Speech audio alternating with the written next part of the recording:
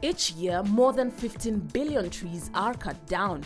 According to various estimates, the global tree count has fallen by 46% since the beginning of human civilization. Continued deforestation has led to climate change and loss of habitat for millions.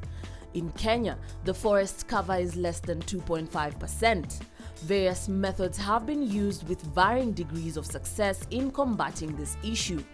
Boston Yar is a co-founder and general manager of JIKO KOA. The company is a manufacturer of modern and clean cooking stoves. We made the JIKO KOA for a different reason than people buy it. People buy it because they want to save money, but we made it because the trees are disappearing. So we all care about trees, but we don't believe, I want to go plant trees everywhere, but it's not as effective if you want to get the forests coming back.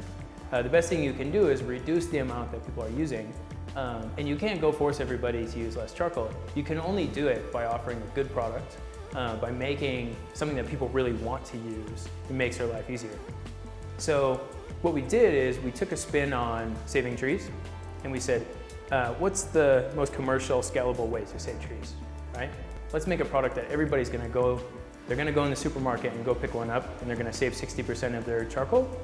And now the trees can start to resist the deforestation. 30-year-old Boston is a biomedical engineering graduate from the University of Rochester. He opted for entrepreneurship as he was passionate about clean energy solutions. I opted for entrepreneurship because it was what I believed in. I didn't necessarily care if I worked for myself or somebody else, but I knew that this was the right thing to do. I saw myself and the other co-founders, we saw the opportunity, both the market opportunity, but also the huge need, right? You can see the forest disappearing. So who's gonna do something, right? And there are people doing something, but we want to be one of the people doing something to fight against deforestation, to fight against poverty caused by spending 30% of your income on macaw, right? So if I could have found somebody else who I believed in, I would have gone and worked for them, right? So for me, it was more of an ethical thing. I thought this was the right thing to do, and I thought that we had an idea that could fight this problem better than what else I was exposed to. JIKO KOA's parent company was formed in 2013. Boston remembers nostalgically about the first prototype that the company came up with. He might have been proud, but not everyone was enthused. When we were just doing our research and development, we had our first prototype, which in the lab was amazing. And we thought it was beautiful. Like any parent of a child, you think that it's gorgeous.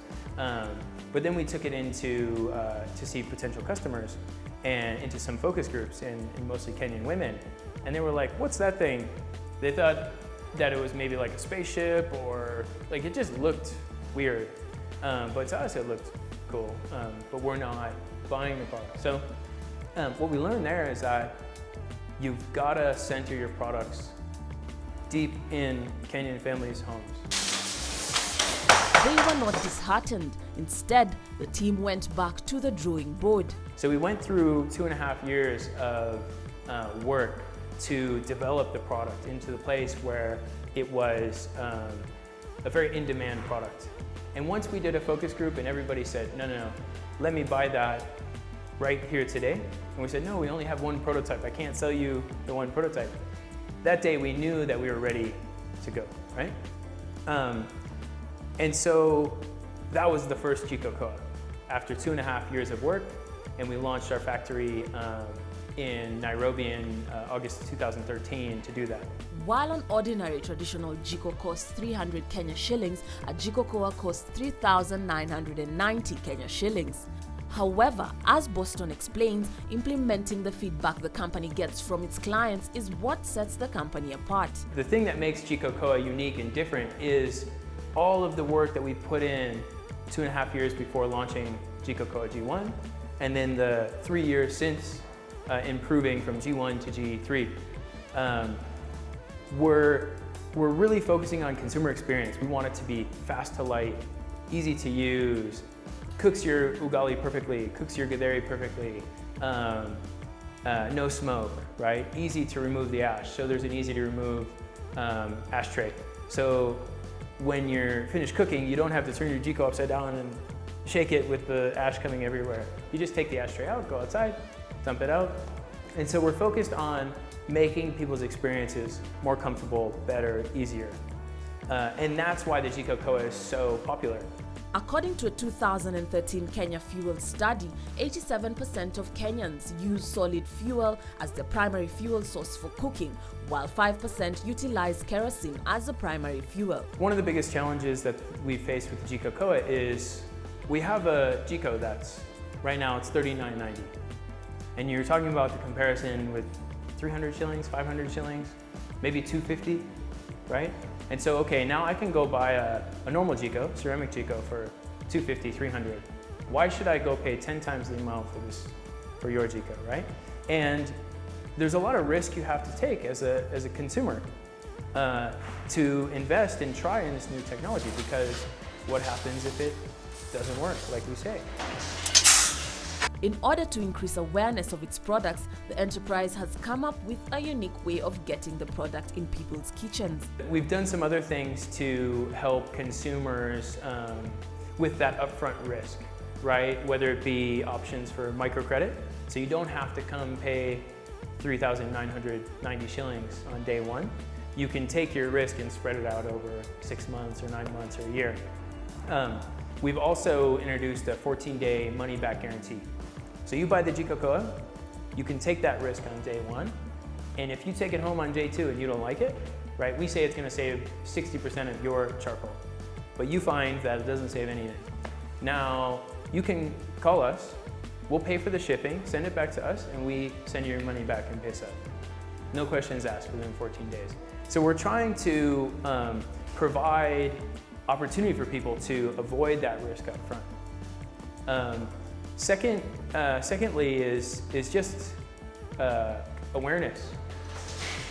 Since inception, more than 205,000 JIKO KOA stoves have been sold in Kenya alone. They are available in supermarkets and dukas.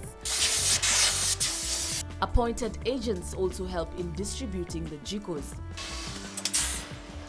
We market the JIKO KOA in a variety of different ways. We do radio campaigns and product placement. Our great friend and brand ambassador, Jackie from Papa Shirandula, who plays Will Broda, she's a great friend of JIKO KOA, and she's helped us really reach a lot of people and make the product seem tangible and accessible. But more importantly, when you have something new, someone needs to see it working. If I promise you this will save you 2/3 of your money, you want to see it. JIKO KOA currently has more than 120 employees on its roster. Of this, half are women. Recently, the company launched yet another product that they hope will revolutionize the clean energy sector. The JIKO KOA uses firewood. It's a household firewood stove. And about 2/3 or 3/4 of Kenyans use firewood for cooking every day, right? And only about 1/4 use charcoal, something like that. So we have a charcoal stove, which is great, but that only hits 1 out of 4 people, right? Everybody's got family up country, lots of family up country who's using kuni to cook. And so we didn't just want to make a product for 1/4 of the country, we want to make products for everybody, no matter what they're using to cook. So the JIKO KOA is designed exactly for families who use kuni, more rural families. And specifically, the problem is when you're using a 3-stone fire, it's extremely smoky. So the JIKO KOA greatly reduces that smoke. So, what message does Boston Nyar have for budding entrepreneurs? Always be critical of what you think you know, right? So if you think you know which is the right direction to go in that direction, but question it, right? If you learn something else 6 months down the road that would make you change your mind, be flexible and be able to change your mind. And listen to your customers, right? So if your customer is saying, you know, I want a JIKO that has more firepower, it's hotter, or I want a JIKO that can do choma, right? Should I just ignore everybody for 5 or 10 years, or should we change what we're doing based on the market, right? So be flexible and keep your eyes and ears open and be critical of your plans. This factory in Ruiru can manufacture between 500 and 600 stoves a day.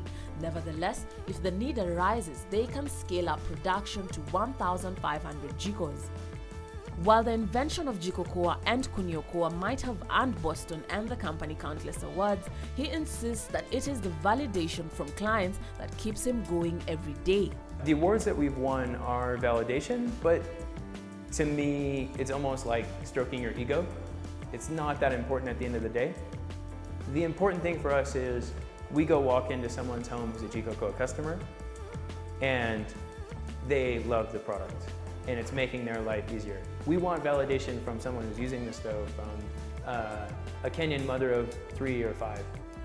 She's the one who we want to win over. She's the one who we want to validate our product because we've made the product for her, and she's also the one who's going to tell everybody, buy this product, JIKO KOA.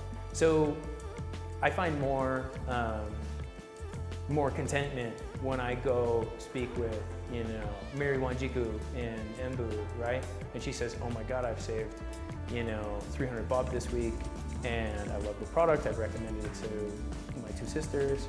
That to me is worth more than some award.